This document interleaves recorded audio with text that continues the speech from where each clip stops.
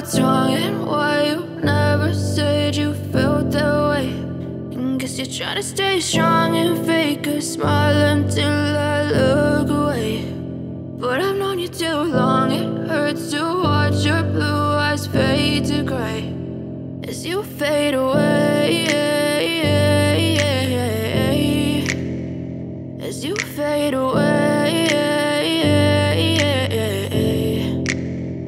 Yeah, I'm about to fade away, cause every time. Welcome back. Heute wieder an der Küste ein bisschen entlang, aber nicht lange. Ich biege dann bald ab, links weg in die Berge wieder nach Batoluco. Aber heute eigentlich nur so eine Art Ruhetag. Ich fahre ein bisschen nach Batoluco und dann fahre ich über Argallo. Das ist dort, wo wir 2017 quasi genächtigt haben, oder das Häuschen war von meinem Radkumpanen. War auch sehr schön, allerdings liegt es halt in den Bergen und da muss man halt am Schluss immer 400 Höhenmeter noch hochkraxeln. Aber früh war es halt geil, weil da hast du eine Bombenaussicht gehabt und wenn dann so die Sonne aufgegangen ist, hast du da draußen deinen Kaffee getrunken, gefrühstückt und wunderbaren Blick aufs Meer gehabt. Da fahre ich heute mal vorbei. Ja, und dann geht es eigentlich wieder über Bajaro zurück. Kennt ihr ja aus dem vorhergehenden Video. Da fahre ich dann die Auffahrt, die ich hoch bin, fahre ich dann runter. Und das war's dann für heute. Das sind so 66 Kilometer und 1350 Höhenmeter circa. Aber mal gucken, was noch kommt. Vielleicht entscheide ich mich um, wenn ich in Bajaro bin, weil da geht es aufs Castel Vittorio. Da wäre ich gar nicht mehr so weit weg. Oh, jetzt geht es in die Sonne. Sieht man mich noch? Hallo! Und dann entscheide ich dort, was ich mache, wie die Beine sind. Mal schauen, auf jeden Fall viel Spaß bei diesem Video. Ich schaue, dass ich jetzt wieder ins Helle komme.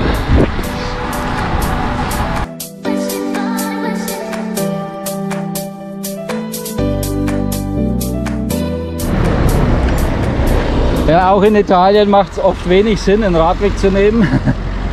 Wenn man hier geradeaus will, wird man hier irgendwie weggeleitet. Es wird immer schmäler, gerade dass man noch so durchpasst. Und jetzt muss ich doch darüber auf die Straße. Hört dann irgendwo um nichts auf. Wie bei uns in Deutschland. Da sitzen halt richtige Fahrradprofis in den Büros, die dann die Fahrradwege planen. Die haben richtig Ahnung.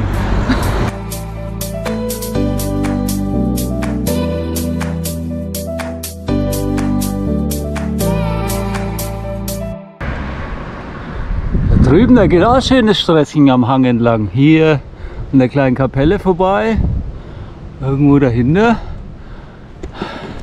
Hey, gibt so viel zu entdecken hier. Kann natürlich auch ins Nichts führen, aber muss ich mal auf der Karte checken. Schaut schön aus. I feel nauseous, believe me.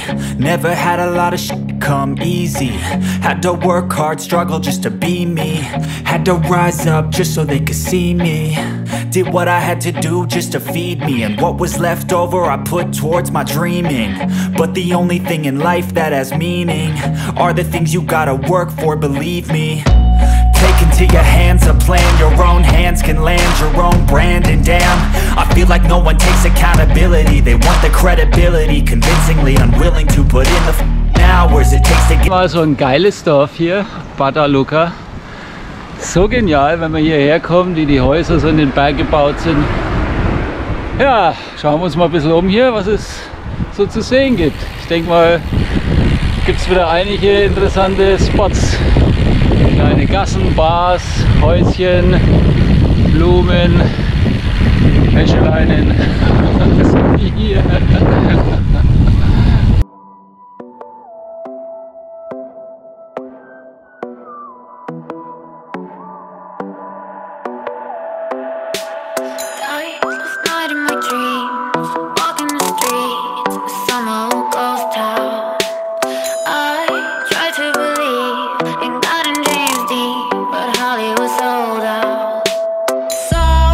All of the saints locked up the gates. I could not enter.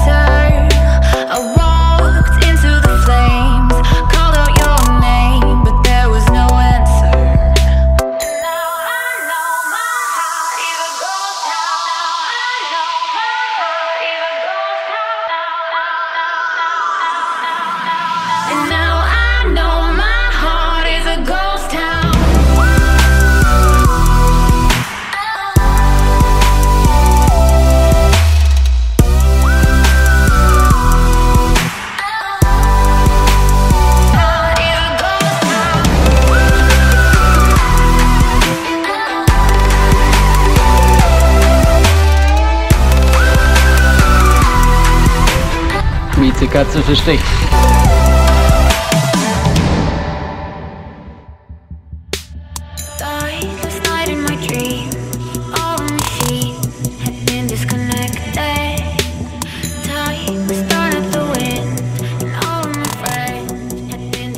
So, das war Badalucco, sehr schön. Schöne kleine Gassen, gemütlicher Ort.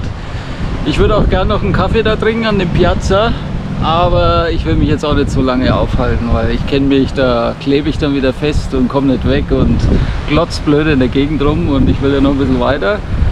Habe noch ein Stück vor mir, jetzt geht es nach Argallo hoch, da wo wir 2017 residiert haben und weiter nach Baiado und wie gesagt, dort entscheide ich dann entweder einen Berg runter Richtung Mare oder, ja, wenn ich Lust habe, noch nach Castel Vittorio. Mal schauen.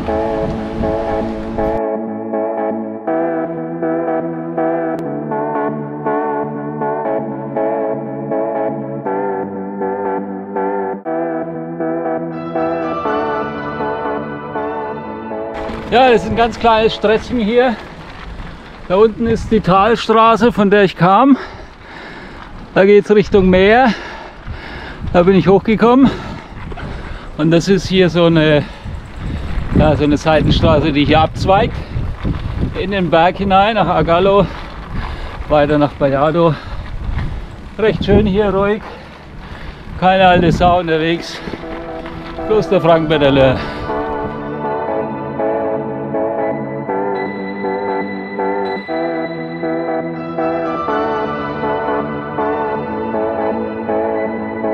Übrigens zeigt der Wahoo 31 Grad an und das fast Ende September. Da weißt du Bescheid, ne?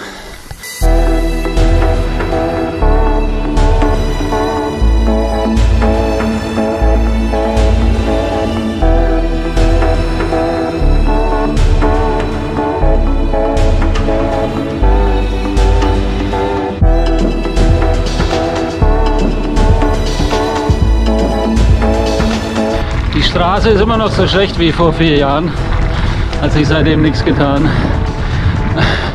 Die ist einfach nicht stark genug befahren, dass man hier mal was macht.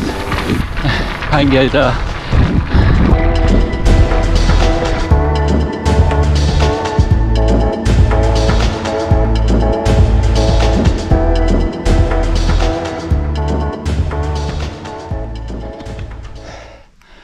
Ja, das kleine Dörfchen da oben, das ist Argallo. Ja, ist nicht groß. Keine Ahnung, wie viele Einwohner, aber viel nicht. Vielleicht 50 oder 100, wenn überhaupt. Bin immer noch auf der kleinen Straße. Hier war auch irgendwo das Haus. Keine Ahnung, ich muss mal gucken, ob ich es noch finde. Aber da hat man immer zu tun gehabt, hier nochmal hochzufahren. War der letzte Schlussanstieg und damit war es aber nicht getan, weil das Haus war noch einmal irgendwie in den Hügeln und da ging noch so ein Trampelpfad hoch. Da musste man dann die Räder schultern und hochlaufen. Es war dann noch einmal der letzte Akt, bevor man dann endlich angekommen ist. Aber die Mühe hat sich gelohnt, das war echt schön. Also schöner Ausblick, wie gesagt, und in der Früh war das herrlich, wenn die Sonne aufging.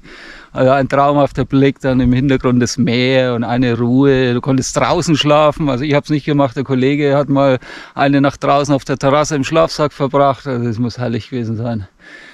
Ja, aber auch im Haus war es herrlich. Aber es war im März und es war kalt. Oh, jetzt kommt ein Auto. Kommt doch mal ein Auto. Und es war kalt. Wir hatten einen Ofen, den haben wir dann abends immer angeschürt. Und tagsüber halt mit Armlingen, Beinlingen gefahren. Aber das ist im Sonnenschein gewesen und halt immer so zwischen 10 und 15 Grad. Ein Deutscher aus Münster. Auch der nächste Weg hier runter. Selbst hier in den einsamsten Dörfern und Bergen treiben sie sich rum, die Germanen. Na gut, ich treibe mich jetzt auch noch ein bisschen rum. Weiter geht's.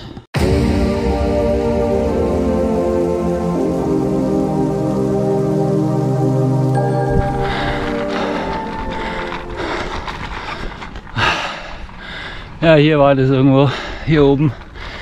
Das sind so die Häuser von Argallo. Ich weiß gar nicht, ob man da hoch kann, ob da eine Straße hochgeht zu all den Häusern. Aber hier auf jeden Fall die Bergstraße geht unten dran vorbei. Hier ist nochmal das Ortsschild. Ja genau, und hier unten hat immer so ein Köder gekläfft. Ah ja genau, hier ging es hoch. Das war der Trampelpfad. Jawohl. Da muss man dann auch hochlaufen. War ein bisschen beschwerlich.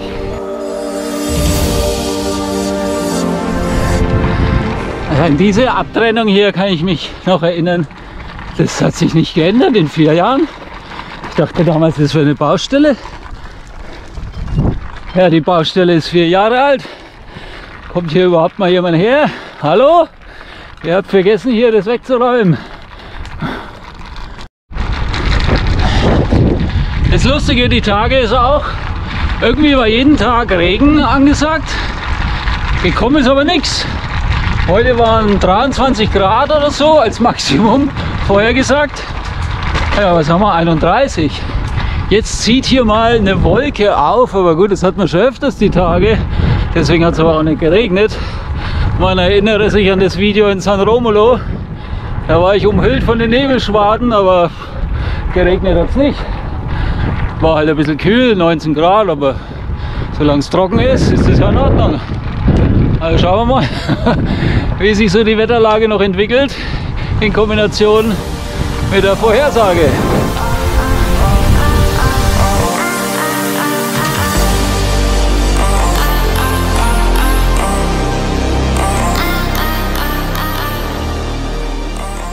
So, Vignai oder Vignai, ich weiß nicht, wie man das ausspricht. Freiburger auf 760 Meter. Ja, die Straße geht eigentlich gut. Schlängelt sich jetzt so am Hang entlang. Keine große Steigung. Aber man ist schon ordentlich auf Höhe jetzt. Aber wunderschön auch.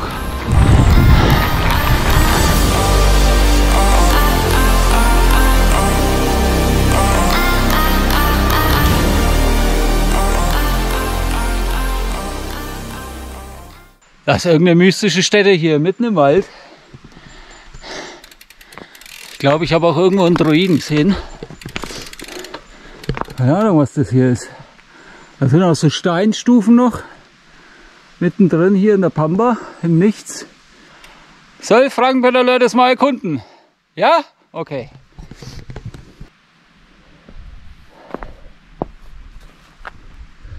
Oh.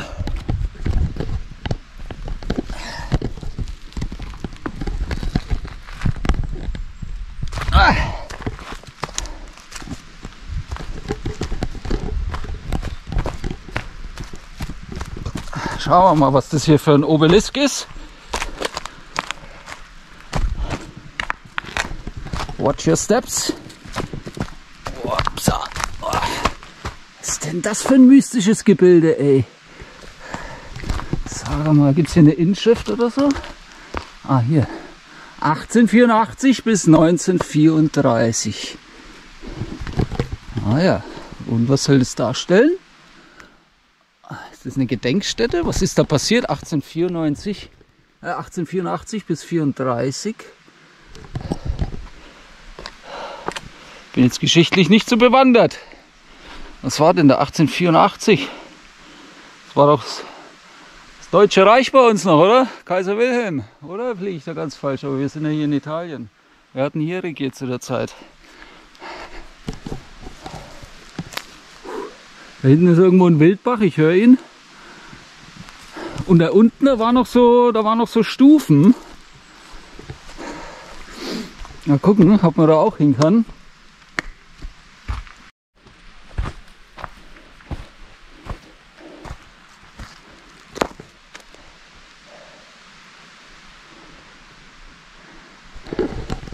Äußerst mysteriös hier, mitten im Wald. Aber auch kein Hinweis oder Schild, es ist so eine Art Aquädukt. Da floss vielleicht mal Wasser oder fließt irgendwann mal wieder oder ab und zu mal. Aber das eigentliche Wasser ist da hinten, weil das höre ich. Da ist irgendwo der Bach, der Fluss. Genau, da fließt er. Oben ist die Straße. Sehr mysteriös. Das muss ich mal im Netz erkunden, was es damit auf sich hat. was dieses Teil hier zu bedeuten hat. Weil es ist ja auch doch an der Straße war ein Schild, da gucke ich gleich nochmal. Aber ansonsten der Zugang ist ja verwehrt. Also wenn das irgendwas Besonderes wäre, was man sich anschauen sollte, müsste, würde ja der Zugang nicht zu sein. Und das würde ein bisschen ja, nicht so verwildert hier aussehen. Na gut, wir werden das rausfinden. Frank Pedaleur begibt sich wieder auf die Straße, auf seinen Drahtesel und weiter geht's. Weil Vallado ist nicht mehr weit. Da gibt es dann noch mal einen schönen Ausblick. Und dann gucken wir mal, wohin die Reise führt.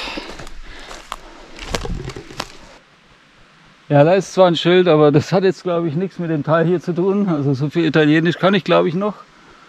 Ja, das gehört halt zur Kommune von Sanremo.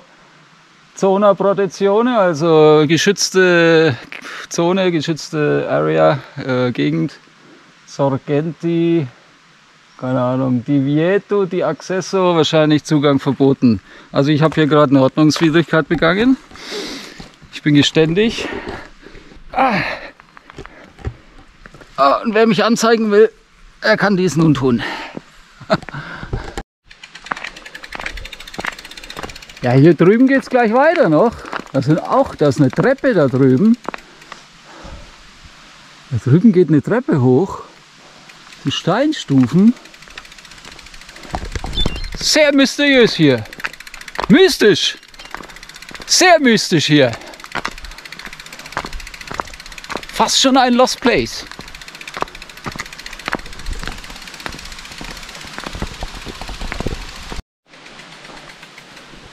Ah, hier wäre sogar offen. Könnte man hochgehen. Das sind irgendwie so Keller oder so. Vorratskeller oder was auch immer. Bierkeller vielleicht.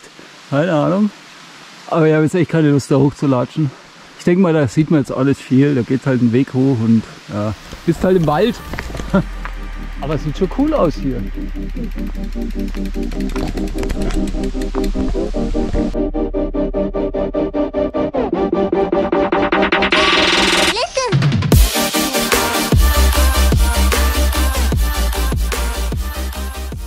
Der reinste Dschungel hier, wie so ein Märchenwald. So ein verwunschener.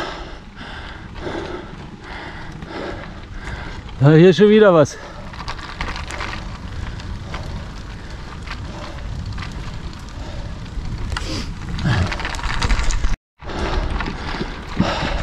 Jetzt kommt sogar noch ein Tunnel.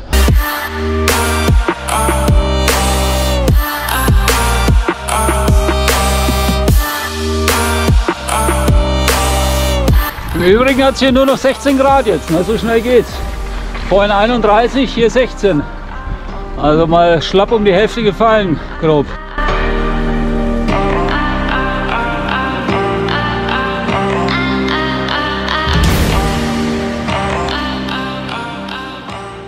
So, auf 1000 Meter und ein paar zerquetschte 7 Meter sind wir jetzt 8 Meter. Hier sind wir an der Kreuzung Vallado. Oh, hey. 5 Kilometer nach Vallado. Wo muss ich lang? Ich muss mich jetzt erstmal orientieren.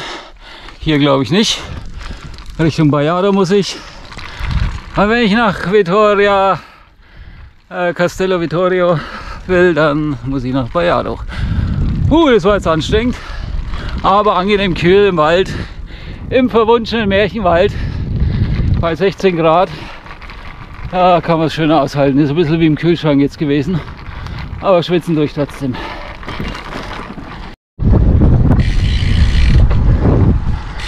Liane!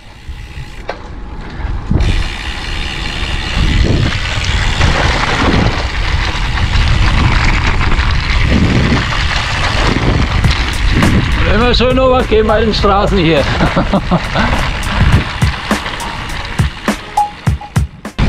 Ah, Wahnsinn. Da hinten ist das Meer. Ich kann mich noch erinnern, 2017, da hat es mich so durchgerüttelt hier auf den Straßen teilweise. Da, ich meine, Plattfüße hatte ich sowieso, irgendwie 2, 3. Aber da hat es mir die Kassette gelockert. Auf einmal haben die Gänge irgendwie nicht mehr richtig geschalten und irgendwas hat gerasselt hinten und ich denke, was ist denn da los? Und dann fasse ich an die Kassette hin und da war die locker. Da hat sich dann der Verschlussring durch das Gerüttel gelöst und die ganze Kassette war locker. Das ist unglaublich hier. Aber diese Ausblicke sind einzigartig. Habe ich nochmal umkehren müssen, weil es so schön ist.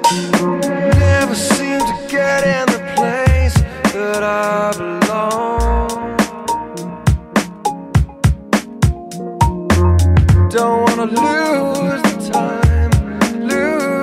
time to come. Ever you say it's alright. So, da stehen wir wieder an der Kreuzung dann. Links geht's nach Ceriano, rechts Baiado, geradeaus San Romolo. Ich werde wieder nach Hause fahren, weil ich habe jetzt gerade auf die Uhr geguckt, es ist schon fast 3:30. Das wird mir zu spät dann mit der Tour nach Castel Vittorio. Das verschieben wir auf die nächste Tour, damit wir noch ein paar Videos auch machen können. Und ich stürze mich jetzt dann den Berg runter. Wir haben mittlerweile 18 Grad, 2 Grad mehr als vorhin. Und ja, je tiefer man kommt, desto wärmer wird's. Die Sonne wird mich dann auf dem Weg nach unten wärmen. Und wir schauen jetzt uns nochmal Baiado an mit dem letzten Blick, weil es einfach so schön ist.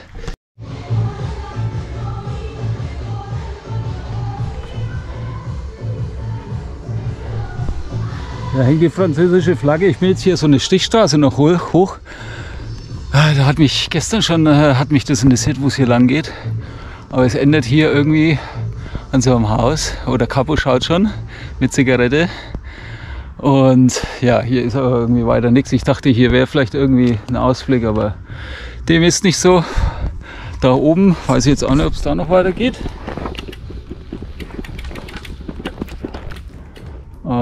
Ne, da geht es wohl bloß noch zu irgendwelchen Häusern. Also wie gesagt, jetzt geht's runter und der versprochene Blick auf Baiado. Und ich lasse die Jungs hier weiter feiern.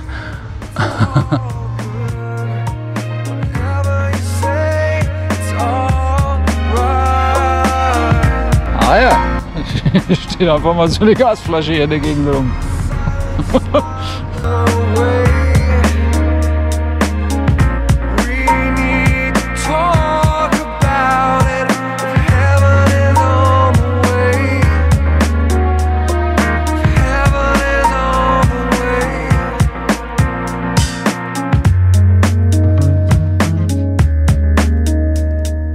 So, der letzte schöne Ausblick aufs Meer, ins Tal. Da unten ist die Abfahrt, da stürze ich mich jetzt gerade rein. Geht's wieder zurück an die Küste, wo es schön warm ist. Ich merke schon, es wird schon ein bisschen wohliger hier jetzt um die Haut rum. Auf jeden Fall war das die Ausfahrt nach Badalucco. Weiter ging's nach Argallo und dann durch den Märchenwald, die verwunschene Märchenwaldstraße, hoch nach Baiado mit dem schönen Ausblick dann. Ich hoffe, es hat einigermaßen gefallen. Wenn es euch gefallen hat, gebt mir einen Daumen hoch. Wenn ihr es kacke fand, dann einfach einen Daumen runter. Und abonniert den Kanal. Die Hälfte meiner Zuschauer hat den Kanal nicht abonniert. Macht es mal bitte. Schreibt einen Kommentar und teilt das Video. Und ansonsten sehen wir sich beim nächsten Mal wieder hier aus der Region. Bis dahin. Ciao, ciao.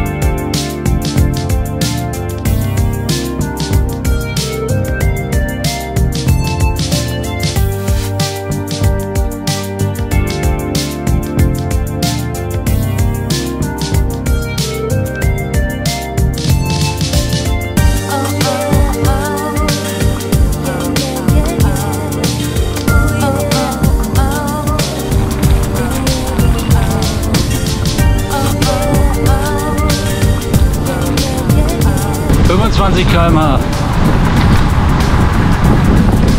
Deutlich schneller als bei uns. Das war die Tour nach Pattaya. Ich habe schon wieder vergessen. Mit dem schönen letzten Ausblick dann auf Pattaya. Pattaya. Ja. 13 Daifi.